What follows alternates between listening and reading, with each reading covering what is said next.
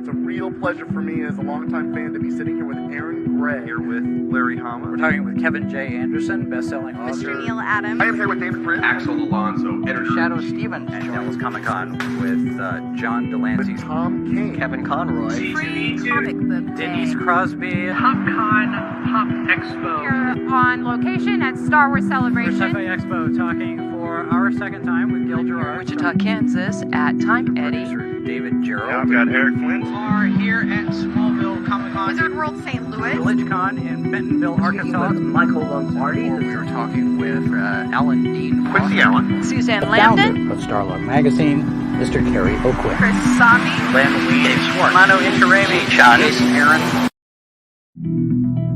This is Sci-Fi for Me, your portal to the science fiction multiverse.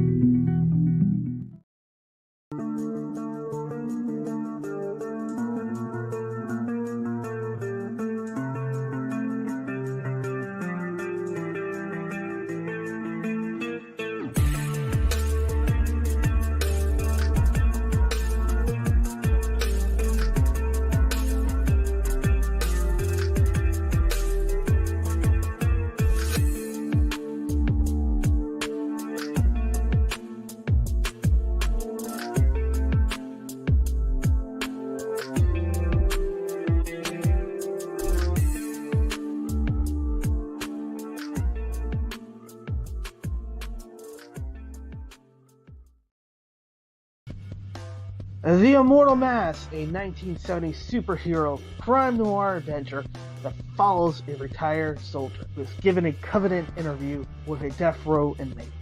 What he learns from the interview thrusts him into Atlanta's shadowy underworld. He will have to utilize his military training to survive from being hunted for the information that could topple the most powerful ruling class in the city.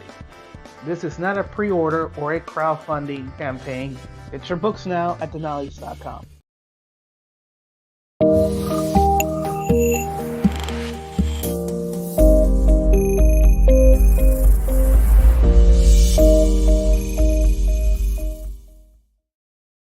"25 seconds to curtain, folks."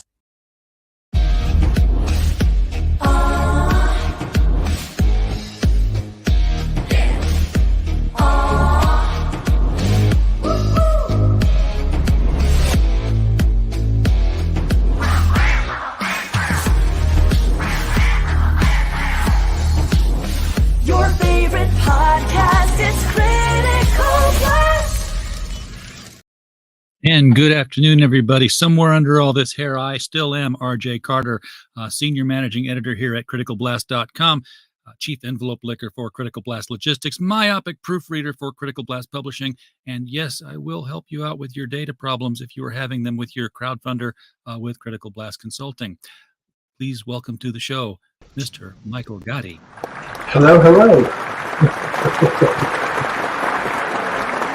Michael, Okay. No, thank you. How are you doing this fine Sunday afternoon? I'm well, hanging in there, you know. It's been a pretty good weekend, you know. It has been. I wish I would have seen some of it. Yeah. Out my window. I've been busy. It's been a busy weekend, but it's been a productive busy weekend. Well, that's good. You have those busy weekends where it's like, you know, I'm out of breath and what got done? Nothing. I was busy binging Breaking Bad for 2 days or something. Oh yeah. But no, this was actually getting stuff done. And you're getting stuff done. I mean, you're on your 4th issue of your comic book series now. Yeah. I've got book 4 trying to fund right now. We did get another backer last night, which was awesome because that broke the silence for almost 2 weeks. So, yeah. I hate that plateau period, right? Where nothing's happening. But you know, you're 3 issues further than 90% of everyone else gets. Yeah. It's interesting. I've done a lot of different things with it. It's like, so book 4 is like a culmination of a bunch of different chapters that I'm calling chapters or issues, depending on, so the terminology is confusing the way I do it.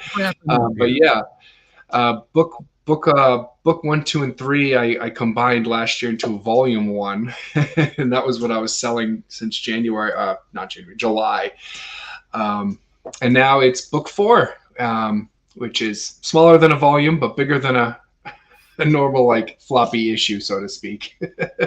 so is, because it's an anthology, I mean, is this are these where the stories wrap up, or where some stories wrap up and other stories, well, I know the answer to this one. Some stories might be wrapping up, but other stories are definitely beginning here. Yeah, there are stories beginning. Nothing's quite wrapping up quite yet. It's basically just another just a Saturday morning block of cartoons, so to speak, if you want to call it that. It's basically like every Saturday you watch your favorite cartoons, and sometimes you don't always watch the same ones, so that's kind of the idea. Hyperfeel and Ninja Heroes is not in the collection this time, which it has been the last 3 times, and actually it's been the majority of the anthology so far, really. Yes, sort of been your giving them a break and going with the animal teens, let you get in touch with them a little bit more, and we're starting new with the Tween Titans as well. Yeah, are you nervous at all about marketing something called that? Well, from what I understand, they can't copyright titles, right? This is true. So, I mean, yes and no, right? It's kind of like, if it gets popular enough, I might have a cease and desist come my way, and I might have to change the title. And if so, fine, because I'll be popular, right? It means that I got successful with it, right? Yeah, successful enough. So this is the campaign. By the way, folks, the campaign link, if you don't want to just like type it real fast while it's going by in the scroll, it's clickable right below the picture. Just look at the description and hit that link. It's just as valid if you're watching it on a playback. So you can go out to Earth's Best Friends. I didn't even know you can do that. Oh, yeah. And it is on Fund My Comic, yes. Which is not Kickstarter, is not Indiegogo. Yes. It's different. So why? I'm going to act like I don't know. Why did you choose to put your book on Fund My Comic? Well, I mean, I've been in a chat with Luke Stone for quite a while now. In fact, you're in the chat with me sometimes. So, sorry. Spoiler alert, I guess. But no, I mean, I've been watching him, create this idea for Fund My Comic pretty much since day one, probably since like day -100, right? It's like he was like 100 days away from coming to Fund My Comic when I first started talking to him.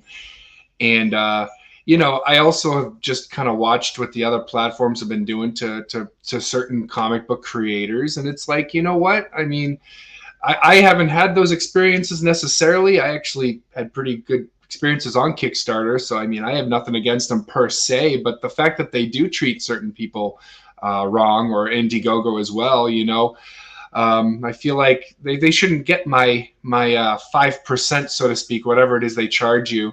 And, I'll go with a platform who's not only a friend of mine, but he's also kind of standing up to the big guy and saying, look, this is not right. Come to my platform, and it's censorship free, within reason, of course. There's always a line to draw, right? But there's a legal line. I don't care what your politics are. You could be left, you could be right, everywhere in the middle. I don't care. You could still have your book on my platform, and it's comics exclusive, which means you're not worrying about, the companies, Kickstarter and Indiegogo. I mean, they don't really care about comics the way they do tech or furniture or clothes and stuff like that. Though those are the things that make them way more money as far as that percentage bite goes, rather than comics, So this is for us, this platform is for us comic creators. It's nothing but comics and games and geek-related things. Exactly. So Earth's Best Friend, by the way, that's just the title. There is no group. There is no group called Earth's Best Friends. Yeah, so, all right. So eventually the idea is kind of like leading up to everyone becoming Earth's Best Friends, I guess you could say. Because my elevator pitch is various superheroes who eventually get together and save the world from evil, right? And Earth's Best Friends, the title is really kind of a play on words from the description of the Avengers, which is Earth's Mightiest Defenders. So I kind of just played on that title there. I was gonna say you're building up to it like the Avengers movie when they did, the first Avenger, Iron Man. Exactly. Except I'm doing it as if all those movies were called The Avengers, Iron Man, The Avengers, Captain America. Like basically it was like it's in your face. Like, yeah, this is eventually going to happen, but when will it? You'll have to read to find out. And that's what we're trying to get people to do is get in here and read it. You got 3 backers raised in 13 days. Again, it's a new platform. People are just finding out about it. So, you got to hustle. I'm going to go out on a limb and say you're probably dual funding right now on Kickstarter at the same time. No, I'm here 100%. Really? Okay. Yeah. Well then. Yeah. Well, even though my domain is Earth's Best Kickstarter, it's just fund my comic right now. Yeah, you can go to earthsbestkickstarter.com, folks. That's the domain that will kick you over to here because it was going to be Kickstarter. But yeah. So let's take a look at what people can do here. This is you can contribute with a minimum of $1. Just say, hey, make it. Make this happen. Thank you. And for $2, you can buy me a cup of Joe and get your name in the thank you page. $5 for the digital issue. That's nothing. That's nothing, folks. And you'll notice, look, it looks just like all your other crowdfunding sites. The tiers are off here to the side. You choose a reward. $10 plus shipping. This is the book. Book number 4. How big of a book are we looking at? So I estimate it to be about, with credits and covers and everything that gets put into it, about 67 pages. I'm probably going to even it out to 70. Maybe I'll throw in a couple character designs.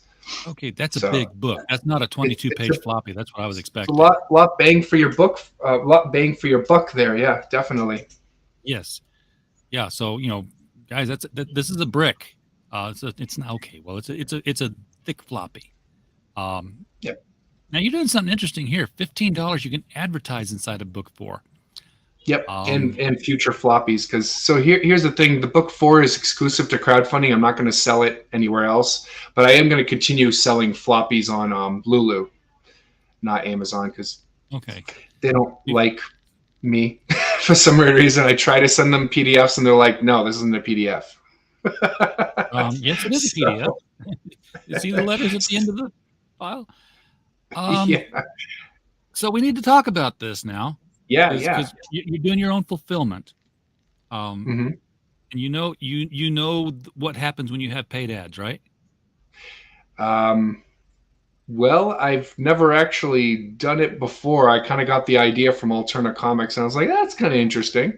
Okay, so here's the thing about paid ads: they make your book ineligible for media mail. Oh, okay, I didn't realize that. That's the one kicker. If you have no ads, you're a story. You're a book. Yeah. But once you have paid advertisements, you are now a periodical, and eligible for the media mail rates. That's the whole standout. That's why when people say comic books are not eligible, because there's that one sentence in the postal code that says comic books are not eligible for media mail. That sentence is in a paragraph about magazines with advertisements. It's not. Oh, I see. Thing. So it's emphasizing. Yeah, even though there's stories, there's X-ray specs and sea monkeys and 100, plastic soldiers, all that stuff. Yeah. Advertisements. All right. Up until that point, you're a graphic novel, no matter how thin you are. Yeah. Right. So, yeah, pretty much. I mean, I do offer the individual floppies, but yeah. So we got our first catch-up tier, and this does put it into individual floppies. So when I had volume 1 last year, it was a roughly 10 chapters. So I'm cutting those chapters up into individual floppies. So you kind of get the comic book experience with the catch up. Because some folks have told me that they prefer the floppies rather than a graphic novel. So I figured, hey, if there's someone out there who wants floppies instead and they want to catch up with Earth's Best Friends, here you go.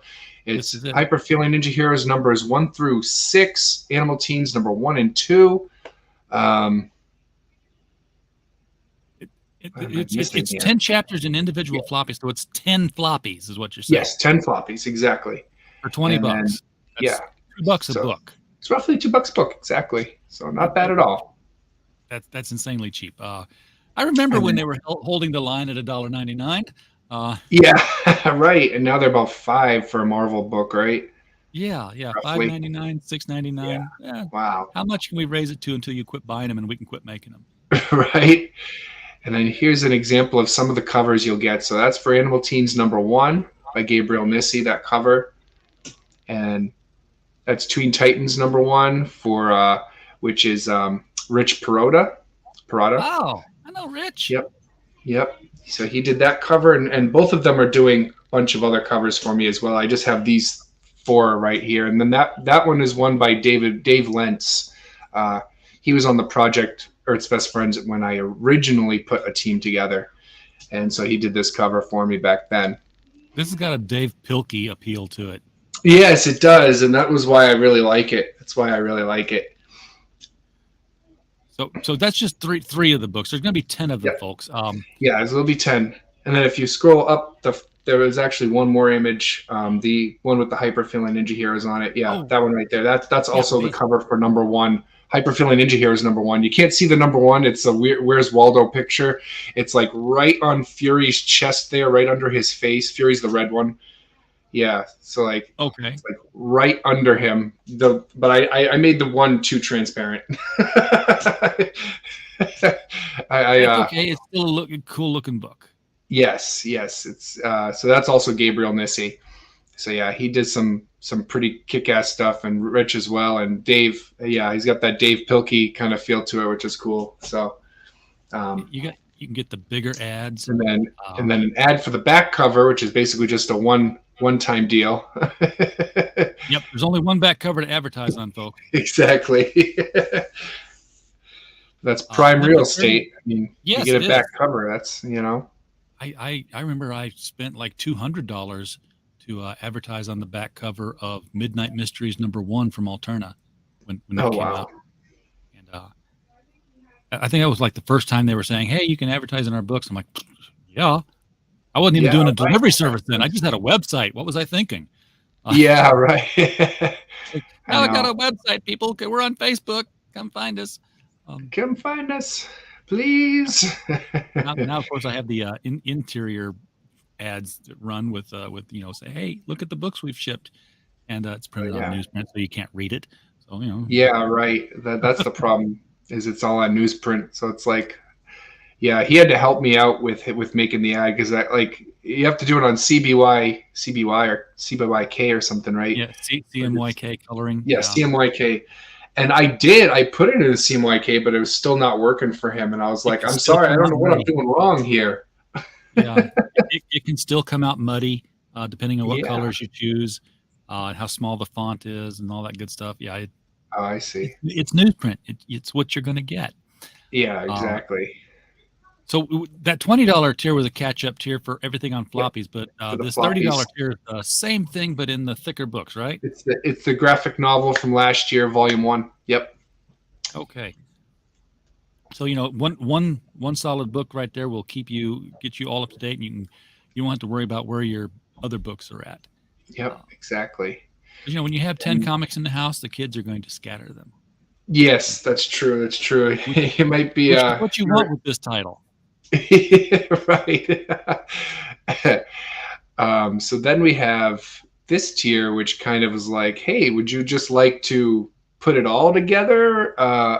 So what we'll do is we'll make a volume 1.2, and we'll take volume one and just add book 4 to it and make it one graphic novel.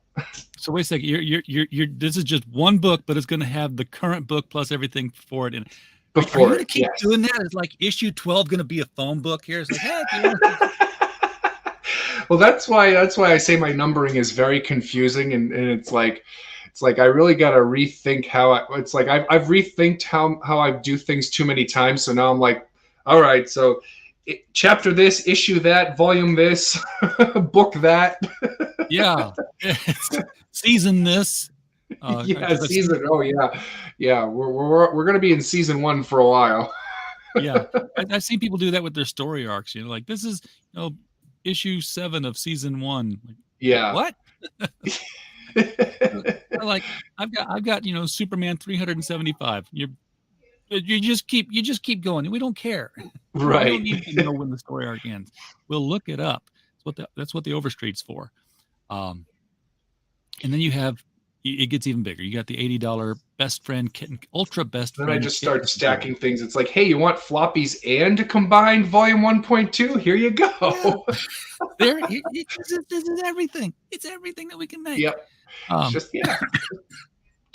take everything. $80. I'll give it all to you. I'll print out 10 floppies. I'll put book 4 and volume 1 together. Yeah. So you've got this world and all these characters, all these stories are all happening on the same world. Yep. And the same city even here. Same city. Oh my gosh. It must be a big town. Yeah, it's kind of like Marvel Comics. They all take place in New York, Yeah. It's like Riverdale, there's kids all over the place that haven't met each other. It's still got that small town kind of feel to it. So we're not going to see the teenage hyper feline ninja heroes in this one. I almost said it. You won't see him in this one. I mean, you'll see him in the catch-up tier, but no, you won't see him in book 4. But these teens, they turn into. Do they all turn into animals? Because I don't think no. So hyper feline ninja heroes, they have more of like a magic based power where they transform. The animal teens, it's more like I don't want to give too much away, but it's kind of more like a science-based thing. Think like X-Men versus like say Power Rangers, right? The Power Rangers have to like summon their powers, like Dragonzord, and that's kind of what the hyper feline ninja heroes do whenever they say, "Let's get ready for action." Yeah, that's the tagline I created for that. Whereas the animal teens are just kind of like they can just kind of transform, like it's just a part of themselves more or less. Pretty much at will, and even sometimes uncontrollably. As this happens, the first time he transforms, he goes berserk and attacks these guys in gorilla form. Yeah. Yep. Yep. He's an ape, and the name of the episode is called "Going Ape." And so, what I'm also throwing into book 4 is these little short stories that just kind of give you a glimpse into these characters' lives. Well, a character's life. So this is Selena Angui. She has been referenced a few times in Animal Teens 1 and 2. She actually is the reason for Jamie transforming into her pigeon form in Animal Teens number 2. She's your stereotypical cheerleader girl. She's a mean girl, and so Jamie is kind of this nerdier looking girl. So she picks on her, and that was what kind of caused Jamie to transform. Similar situation to TJ up there with the ape. But there's something more than meets the eye to Selena, and that's what the day in a life is about. It kind of connects some dots here, because in the first episode, Animal Teens, Harlan gets his butt kicked by a snake lady. And it's kind of alluded that she's the snake lady because she drops a pen from the bank that was robbed by the snake lady. And then we kind of confirm exactly that in A Day in the Life. So we see some in this 4-page story is just narrated by her. She just kind of like thinking about her life, like, yeah, I have it pretty good. I mean, I've got these great parents. So she's adopted, and there's more to the story than that I won't give away quite yet. But yeah, She's adopted, and she's a snake lady who likes to rob banks. So we'll leave it there for now. We all have a hobby. Yeah, right? We all have a hobby, If you're going to rob a bank, if you have no arms to hold a gun with, robbing a bank seems to be the perfect thing to do. Yeah, I mean, I guess with the transformation, even though she turns to a snake, she kind of keeps her arms. Oh, well, that's different then.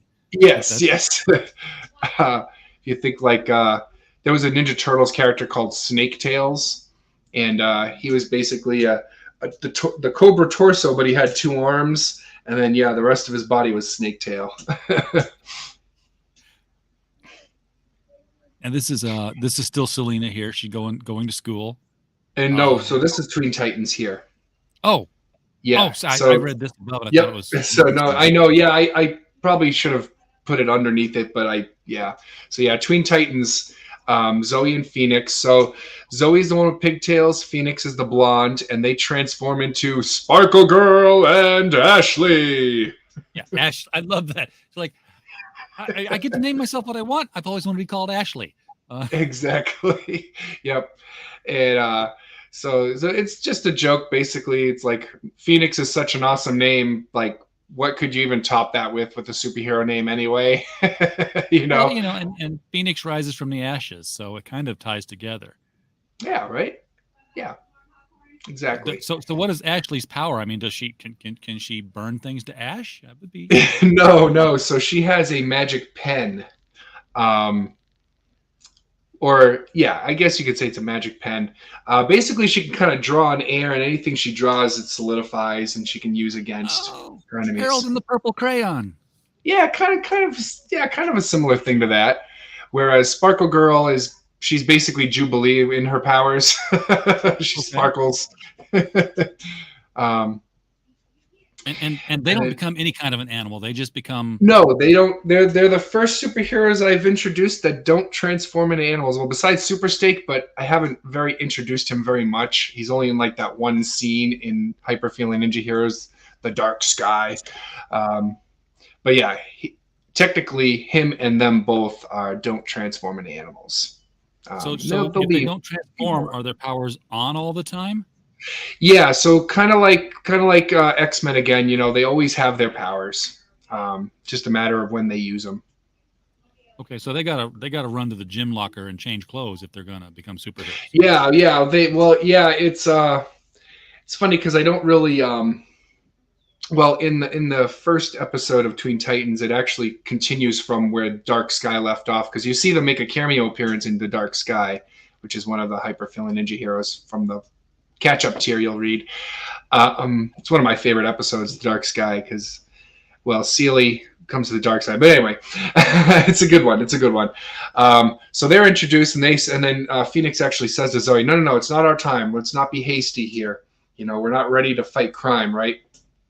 And then later in the Tween Titans #1, we do see like a flashback to when they tried to fight crime and failed miserably. Basically, Zoe or Sparkle Girl fought the wrong people and actually let the bank robbers get away. Yeah. Police officers wear uniforms, so we know. Yes. So she was like, but they were pointing their apparatuses at them. I thought they were the good guys being victimized by these apparatuses, So yeah, they use like weird words like apparatuses and thespian abilities because that just shows that they're not from this planet. Oh, they're not. So they're not just like teens who got powers. They're yes. aliens. So they are actually aliens from another planet. Actually the shadow figure in the background is another person from their planet that we find out. Ring Boy is he'll come into the picture and he'll kind of talk to them, and they'll actually mention their planet. The leader of their planet is a horrible dictator named Grognak, and so again, I won't want to give too much away, but it all will come together. It feels like these are all very separate, like comic book stories and superheroes, and they kind of are at first, but it's all going to come together. Just going to take me a long time to get there. So each time I talk about things that might be coming, unfortunately, it's very far in the future. Now, this looks like also the first time we're going to introduce Lexter Forever. Yes, so Lexter Forever is a short story that kind of explains why Lexter did the things he did. So in Hyper Feeling Ninja Heroes Halloween Ruckus, we see him bust through the wall like the Kool-Aid Man. And he goes, "Oh yeah, Hyper Feeling Ninja Heroes, you're dead." So this kind of tells the story of like, how the heck does some construction worker decide to go after the Hyper Feeling Ninja Heroes, right? Yeah. And how did he get that little stone around his neck that gave him his powers? So this explains it all. This little, again, it's like just another little four-page short story. Sets up another story that's coming in the next book, book 5 as well, where we see the results of him going after them in that Halloween party. Things like his life deteriorating, losing his job, losing his wife, things like that. So he's pretty disturbed after he decided to take this money from Sergeant Snake and Anubis here. That's Sergeant Snake, and then Anubis, we see him as well, or we will see him in the story as well. Yeah, they're the big bad. Yeah, he's the big bad. Exactly. He's the Dr. Claw of the hyper feeling ninja heroes, so to speak, or the Shredder, you know. And then we have family problems. This is a story. It's a 4-part story. You'll get all 4 parts in book 4. This is telling the story of Vice President Jack Blade. I've explained him a little bit from time to time. So we see him in Hyper Feeling Ninja Heroes #1. I mean, he's no stranger to, if you've been reading Earth's Best Friends thus far, you've seen him from time to time. So he's the vice president of the world now. The world is owned by this evil corporation named Miracore, which was a defense contractor that tricked the world into handing over all their basically handing over all their power to them to protect the world from an alien invasion. Sounds like it's hitting the nose on the coffee a little bit these days, but I swear I came up with that idea years ago. Yes.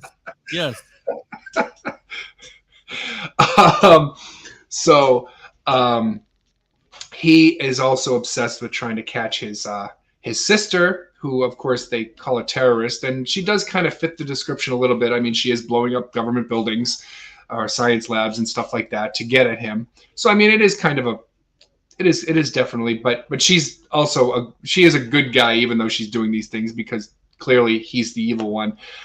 So we kind of unfold that. We kind of show just how merciless he is in family problems, and we introduce Sandra Blade, who's one of my favorite characters. She's been kind of the whole reason I made any of this originally. I wanted to tell a story with Sandra Blade, and then it was like, well, I got to tell these other stories first because I don't know how to tell that story. And then it clicked one day, and I'm like, oh, that's how I do it. And so now I'm slowly getting to her story. And he's got this over-the-top megalomaniacal thing going. She's like, oh yeah, waiting for this day for so many years now. She's like, it's been less than a year. Exactly. It's like, come on, just relax. Yeah, he's definitely maniacal, over the top, a psychopath, but he's also a super genius. I mean, he designed those robots. He's the reason her best friend Leland is a shark. I mean, he created the genetic experiment on him and turned him into a shark man, you know. So there's an example of people who can't transform back into humans who are animals. Oh, yeah, so there's that too. So there's a whole bunch of I guess you could say that there's a spectrum of animal and human animals and humans, and they're somewhere in the middle. Or Leland's animal human, whereas Hyperfeeling Ninja Heroes can transform into animals. Animal teens are a little more like animals, but they still transform. Yeah. The spectrum. I know we hate that word these days as well, but so the world is being populated now with heroes and aliens and yes, half animals and then half animals that are stuck there, and all kinds of other things. But yes, we've got quite an ensemble of things. Thus the elevator pitch. A group of superheroes who eventually get together and save the world from evil. And boy, does that evil come and unite anyone who's fighting for good, even if they don't know each other. and all of your heroes are kids. Sandra is in her 20s. I know the art style kind of probably makes her look younger, but that's on purpose. Yeah, I mean, as much as she looks like, Rick and Morty's older sister Summer. She hasn't exhibited superpower. She just is sort of I guess she'd be like a Nick Fury kind of character. Just yeah, she does have some powers. It's not, you know what, I can actually show off that because it's an awesome scene. Well, so share screen, man. She's got something called, I call the laser arm. It's I don't really know how to describe it better than that, than like kind of shooting a laser out of her arm. Let's see. I'll take that down until you're ready to share, so we don't. Yeah, thank you. All right. Yeah, because it's gonna take me a while to navigate. It shouldn't take me a while to navigate, but here I am. Yeah, but you never know. You might have to navigate past your checkbook and your credit card list and all that good stuff. All right. Yeah, that's true. That's true. Actually, it's funny you say that because I did click on a thing that said tax return first. So See? yeah. See? That's why I hide it all. Oh, exactly. Captain Finnery's out here in the chat. Glad to see you, sir. Also, R.C. Scott, thank you for popping in. Be sure to check the link to fund my comic. It is a new crowdfunding site. It's been in development for some time now, and it's finally, within the past couple of months here, has made its debut. This is, it's you're not going to have to worry about funding a book that then you find out's been kicked off the site. That's not going to happen. Not with these guys. This is it's going to stay. They don't care if look, Luke Stone's running a thing. If somebody calls up Luke and says, "Hey, you're running that thing by Michael Gatti. Did you know he said he's like an histophobic trans something or other on Twitter like 3 years ago?" Well, no, but to go away, and it's done. None of that stuff flies with Fund My Comic. Exactly. All right. I guess I didn't download the pages that I'm looking for, so I'll have to do that later. And wonder if there is. You know what? That's a bummer. Maybe it was in part 4. I doubt it, but yeah, no, it's not in part 4. All right. Well, there goes that idea. Sorry.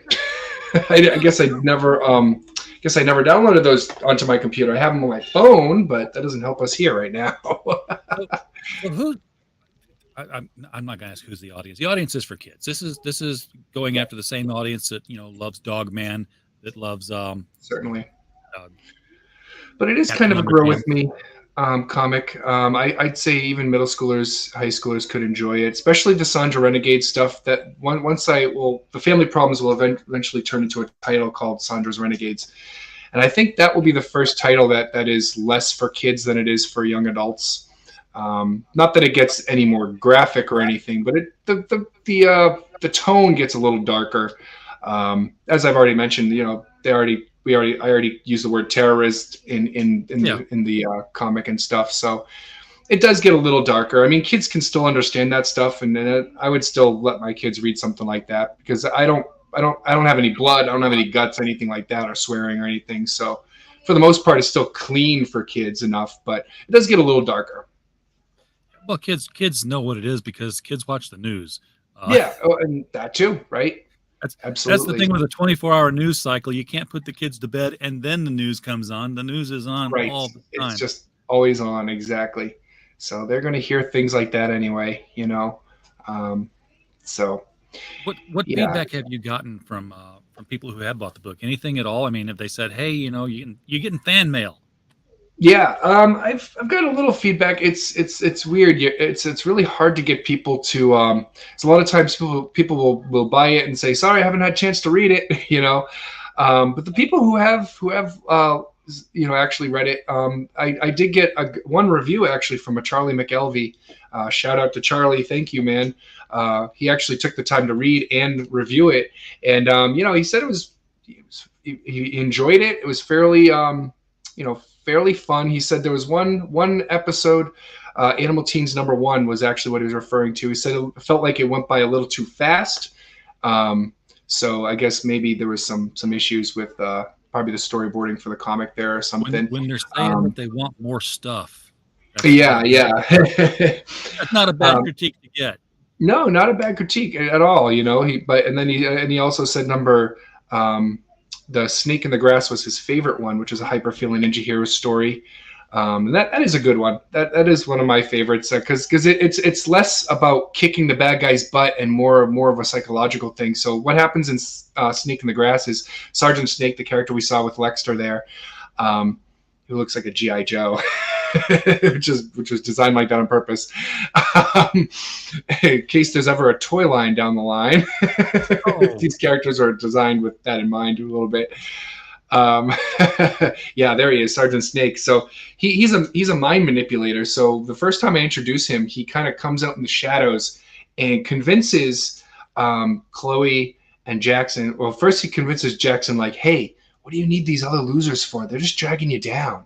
And it kind of messes with his head, and he's like, yeah, you're right. You know what? And then he goes over to Chloe. He's like, why does Jackson always get to be the leader? You're like 2 seconds older than him, because they're twins in the comic. You're like 2 seconds older than him. Why aren't you the leader? She's like, yeah, you're right. And then Celia's like, they don't respect you, man. They're always making you the distraction. What's up with that? He's like, yeah, you're right. So all three of them are fighting each other, and he's just staring at Lacey like, hey, oh yeah, because he doesn't make her join the fight. He just lets her watch in fear, right? So they end up transforming and fighting each other, and BB's just sitting there like, guys, hello. And it takes him literally squeezing her with his snake body and her letting out quite a screech of a scream to snap them out of it and to come to her rescue. And so it's and he just left her alone. Yeah, right. It's like, yeah. So Villain's got a villain. Yeah, so it was that's a pretty good episode. And even in The Dark Sky, my favorite episode, Sergeant Snake is there. He's part of the reason why Celie transforms into the Dark Sky. Basically, the kids are picking on him because that's what kids do to their younger siblings, you know. So he storms off in a temper tantrum, goes upstairs, and then Sergeant Snake makes his favorite stuffed animal talk to him, and essentially does the Darth Sidious thing: join the dark side, use your anger, you know. And he does, and then he attacks them with lightning. And it takes Super Steak to give him one punch to knock him to snap him out of it. So now we've mentioned Super Steak before, and he's not in this book either. No, he's not. I can't wait to get to him again. It's a little bit far away. He'll be in what I'm calling the season 1 finale. Yeah, I'm using the word season for the comics too. I guess you could say for the story arc, right? The Anubis story arc. So in my mind, it's like if this were a cartoon series, right? and the thing about he's just a kid, folks. He's just a little boy, puts on a cape, and he's Super Steak. When he takes off the cape, he's Steak. Yeah, and all he does is put his hair down. That's his name, is Steak. Who names their kid Steak? Well, technically, he named himself that. His real name is Wilbur, but he goes by Steak. Okay, well that helps some, but yeah. You know, this is superhero 101, folks. You don't just put super in front of your own name and expect everyone to figure out who you are. And that's the joke, kind of making fun of the whole, you know, because there's that joke of like, how do people not realize Superman is Clark Kent, right? Glasses, no glasses, no glasses, right? So I take it one step further, and it's like spiked hair, not spiked hair, towel, no towel. His name is Steak, and it's Super Steak. It's your name. Right. And people still are like, hey, oh, wow, thanks, Super Steak. Hey, where'd Steak go? Steak, you know Super Steak was just here? Really? I can't wait to meet him. I had tummy issues. I had to run to the bathroom. Yeah. Yeah, so he's in middle school like the Tween Titans are. In fact, that's why you saw the Tween Titans in The Dark Sky, because J. Kirby Middle School is under attack by The Dark Sky, and both them and Super Steak go to J. Kirby Middle School. So how far out, books-wise, do you think it is before everybody comes together and you've got you're building something with Anubis that's going to be this probably depends on how many. If I keep going at the rate I'm going, we're probably talking, I don't know how many books, but I could say it's probably a good 3 or 4 years. Okay. And that's what, 3 books a year, 4 books a year? Yeah. Well, it was like 1 book, and it was like 2 books in 2021, 1 in 2022, and now 1 in 2023. Okay. But I might have book 5 release at the end of the year as well, depending on, well, actually depending, not release, maybe crowdfund. Because that'll probably be the beginning, somewhere in the first quarter of 2024 when that comes out. Because these things take time to make. Yes. One artist doing it all basically as well. So it's not like I have a guy who just does the lettering. So it's Gene doing illustration, inking, and lettering, coloring, all of it. So folks, if you got kids that are into the whole manga experience, you can tell that this is going to have a manga flair to it. Yeah. It's sort of like manga meets graphics from Scholastic. Yeah, you could say that. But it's and, read. And I've read more than my way share we're of used Scholastic. to left to right. It's not reverse read like manga is. It's American manga, folks. Yes, American manga. You could say that. So are you at any point thinking about showing the collected work to somebody like Scholastic and saying, hey, from what I understand, they don't. Yeah, I mean, I would love that. I would definitely probably once I have my whole season created, maybe I would approach them. But they actually, I guess from what I understand, they don't actually take unsolicited approaches. So I would have to hope that I go to a convention or a book fair where there's an agent from Scholastic there, and hope that they like my stuff. Yeah. It's hard. It's very much a gate kept thing. It's it is, and it's been that way for decades. So yeah, you hear people talk about probably gatekeepers. why they're able to keep the success, because they're not taking every Tom, Dick, and Harry and losing money on a whole lot of new ideas. And they do that to not lose money in courts, because as soon as you send them Hyper Feline Ninja Heroes and they send it back, say no thanks, and then a year and a half later they put out the superhero feline squads. Starlight Cats. Something exactly. Like that. And you're like, hey, that's my wait thing. a minute. That's my thing. I sent them that a year ago. Yeah. And then you go to court and they're like, but we didn't come up with it because of that. And right.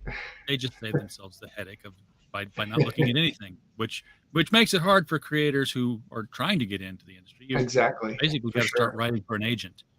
Yeah, and I mean that might be the way to go. Get an agent to because I think they'll probably take agent approaches. They just won't take unsolicited "Who are you?" author approaches. Exactly. Now you have gone to conventions though with the books and Yep. I have. Part of the reason why I made the decision to break up Volume 1 into floppies was because I went to a show in September. And I only had the one Volume 1 book to sell at the time. And because I thought that would have made things easier for people. Because I remember when I went the year before, I was like, this is book 1, this is book 2. Hey, you could have either or, you could have both. And people were like, they almost looked at me a little confused, like, oh, okay.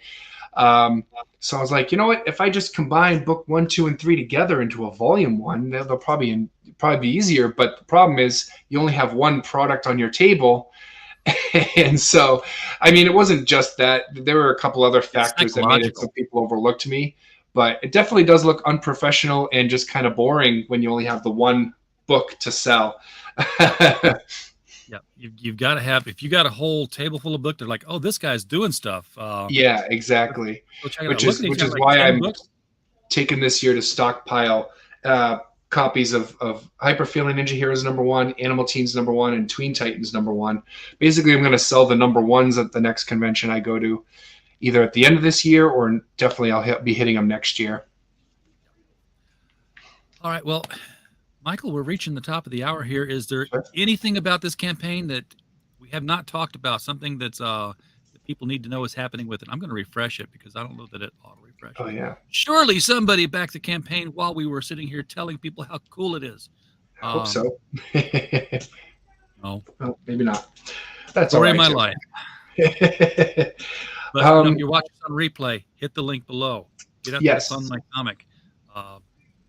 Make your account known out there, because this is going to be the next place where you're going to start getting a lot more comics from creators who are abandoning the larger platforms to go with something more comics friendly. Absolutely. Competition's good, folks.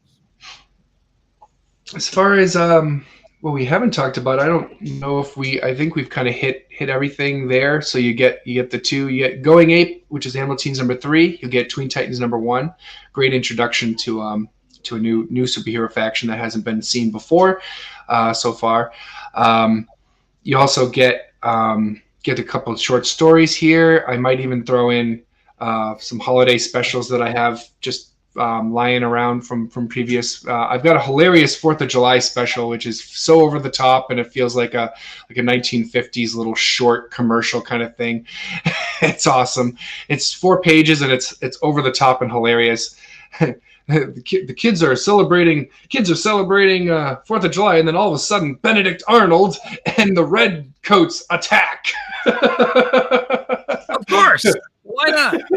Yes, the villain always fits the holiday or the event, or it's like, but if you have the cat's eye diamond of Omar Khayyam, where are you going to display it? Well, Gotham City, of course. It just makes just put it in the museum there. Exactly. We've only got three cat villains in here who will just come after that.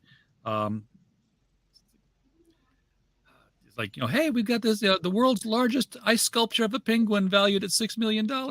What could possibly go wrong? Right. I used to love that silly stuff. It's like, who's going to come after that. Right, exactly. Right. Yeah. And then, of course, he says, "Not the patriotic power of America." So yeah, it's that over the top and ridiculous and awesome. Very cool. So I might throw that in there as well. A lot to look forward to in this release. Yes. So folks, get your kids reading comics. Get them reading comics by introducing them to Earth's Best Friends. It's a great gateway to a big wide world of comics fun. Michael, thank you so much for coming on today and sharing the campaign with us.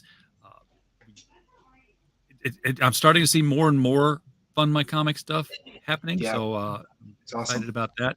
By the way, I have nothing. I know the people, but I don't own it. I don't get anything out of it. Yeah. Me either. So, we are just friends with them. Yeah, just so everybody knows that's the case. Folks in the chat, thank you so much for being here this afternoon. We don't have a show without you. We're just a podcast falling in the woods otherwise.